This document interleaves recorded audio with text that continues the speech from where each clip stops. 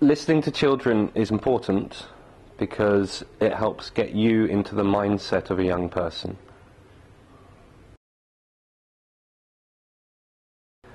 As part of our project, we wanted to do a project about science, but we didn't know what aspect of science would be interesting to the young people, also what sort of gaps in the knowledge they might have.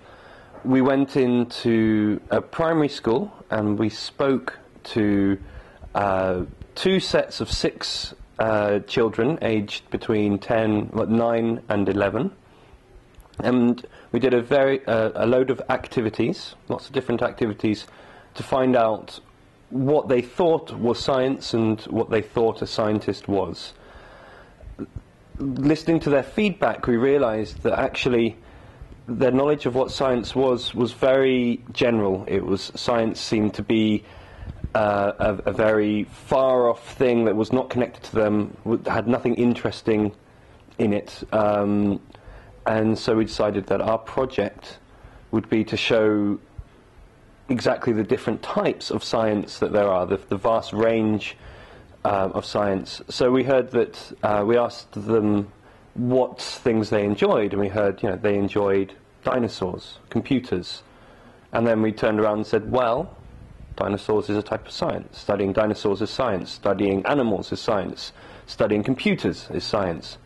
And so we based our project around the things that they said that interest them, but they didn't realize it was science. Once we'd come up with the idea, we then tested it again. We went through the session we'd created with the same young people and the rest of their class, and got feedback from them, asking them what they enjoyed, what they found fascinating, if we should lose some of the activities.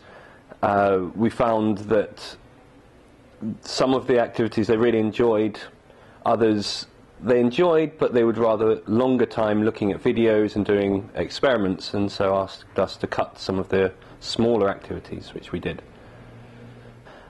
The last thing I wanted to do was go into a school and try and teach them things they knew, things that were not relevant to them, and things they would find boring. The project was meant to inspire young people and engage young people in science, and it is very easy to put people off things by giving them something boring. By speaking to them, we found where the gaps in their knowledge were. We heard about the different types of activities they enjoyed doing.